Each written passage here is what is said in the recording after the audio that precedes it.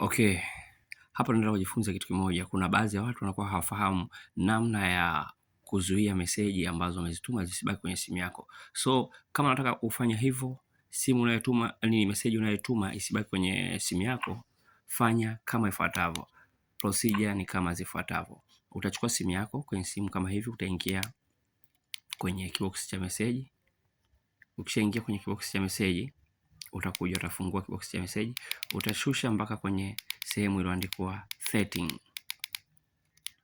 Kuna sehemu imeandikwa setting kama hiyo.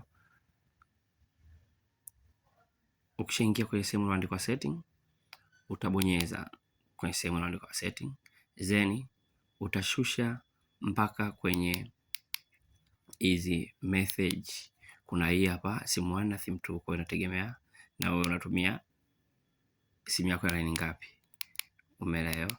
Lakini kikubwa tutakuja, lengo la wewe ni kuzuia message zisibaki. Utakuja kwa sehemu imeandikwa message, yani save send message. Utabonyeza hapa. Utashusha chini kwenye don't save kama ifuatavyo. Utaona hapa imeandikwa don't save. Ukiweka don't save, maana yake message ukituma itakuwa haibaki kwenye simu. Lakini ukiweka hapa save, message itabaki kwenye simu, maana yake itajisave, itakuwa imebaki kwenye simu. Kwa hiyo kama hauhitaji message unayotuma isibaki, basi utabonyeza hapa, utashusha kwenye don't save. Don't save, don't save. Kwa hiyo ukibonyeza don't save, utakuwa umeizuia message unayotuma isibaki. Na ukiweka save kama hivyo, maana yake message ninazotuma zitakuwa zinabaki. Kwa hiyo nahisi tutakuwa tumeelewana vizuri, na sehemu ambayo haujaelewa utaweza kuni check kwenye comment, nitaelekeza. Lakini pia kuna hapa hii chini imeandikwa prevalence storage. Hii ni kwa ajili ya unataka message ziwe zinasaviwa kwenye simu gani, izibaki kwenye zisaviwe kwenye line au kwenye simu. Kama hizi zimesaviwa kwenye simu, ameweka kwenye simu, lakini kama unataka zisaviwe kwenye line, utabonyeza hapa juu.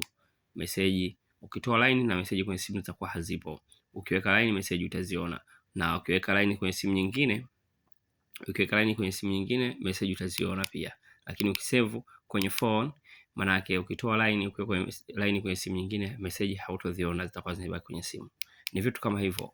Kama kuna kitu kingine unataka kujifunza, andika comment hapo, tutajifunza kupitia Marafiki Station. What we do, let me say bye, see you next time, enjoy the learning.